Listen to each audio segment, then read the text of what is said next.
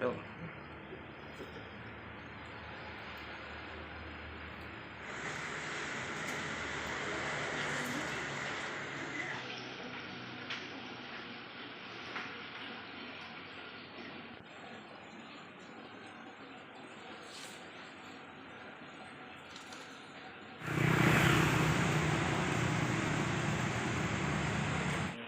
Anio yang paling awalnya itu kita cekcok rumah tangga, terjadi pengusiran dengan penuh emosional. Suami saya itu selalu mengatakan harus cepat keluar dari rumah dan bawa nih semua yang di rumah ini termasuk anak-anak kamu ini.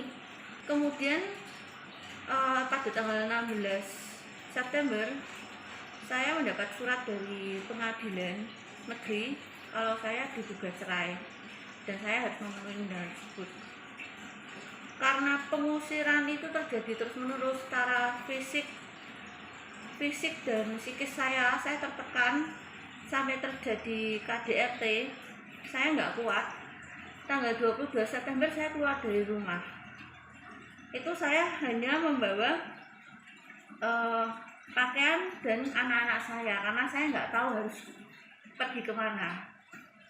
Setelah selang beberapa waktu saya mendapatkan tempat kontrakan yang layak untuk anak saya. Kemudian pada tanggal 24 November itu saya pindahan.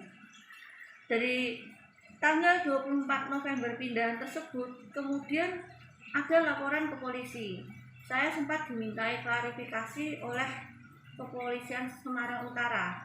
Dari situ saya dikabarkan bahwa yang diklaim saya mengambil di rumah tersebut itu ada tempat tidur bayi, kemudian ada kompor gas, ada 3 buah tabung gas, ada mesin cuci, ada 1 set meja sofa, 2 spring bed, 2 unit AC, 1 Toshiba, 1 kulkas aqua, 1 rice cooker, dan 1 dispenser. Dengan total 43 juta. Saya punya kwitansi tersebut. Saya sudah klarifikasi barang-barang tersebut saya beli selama pernikahan. Itu barang-barang diambil dari pernikahan sama pernikahan atau dari bawaan rumah? Ada yang dari... Jadi sebagian itu ada yang saya membawa dari rumah, ada yang suami saya bawa dari rumah lamanya, ada yang kami beli dari pernikahan. Saya sudah klarifikasi di situ, jelas saya yang pindahan begitu. Tetapi pada tanggal 24 Desember tiba-tiba ada penangkapan oleh ibu saya. Ke ibunya ya? Iya, ke ibu saya. Begitu. Dengan tuduhan Pencurian. barang Dan bukti. barang yang diklaim yang dicuri ibu saya itu berupa spray, kasur, dan dispenser. Itu yang melaporkan? Yang melaporkan atas Mertuanya atau gimana? ya atas mertua saya. Udah ditahan dari kapan, Mbak? Ibu? Sudah ditahan dari tanggal 24 Desember 2020. Kejanggalannya tuh antara lain ya Langsung ada penahanan langsung tanpa ada surat. sebelum kok tidak ada klarifikasi dulu. Tuh, kenapa langsung ada surat langsung penangkapan kemudian langsung ditahan? Kan sebetulnya harusnya ada penyidik itu kan sebagai pengayom masyarakat kan, kalau untuk urusannya ini ada urusan terkait keluarga ya Mas, harusnya kenapa nggak dimediasi dulu? Kan ada untuk keadilan restorasi ya, jadinya harapannya kan agar tidak sampai meningkat gitu loh, jadi diselesaikan secara musyawarah aja kan, pada intinya kan ini juga masih keluarga sendiri seperti itu. Tapi sudah ada yang dijual ya? belum.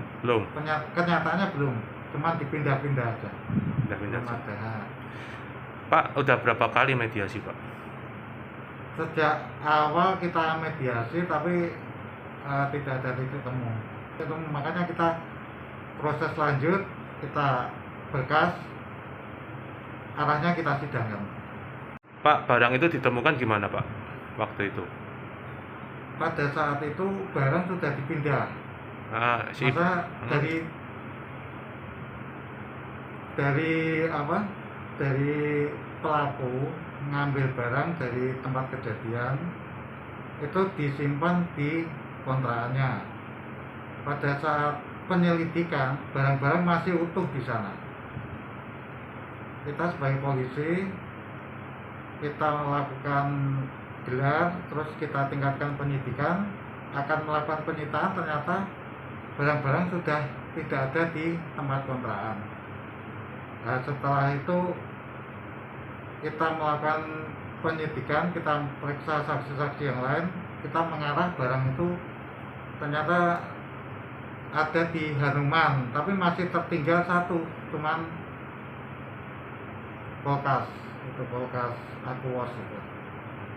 Ini si ibu terekam CCTV ya Pak waktu ngambil itu? Terekam. Jadi- Makanya kita dasar kuatnya itu terekam CCTV.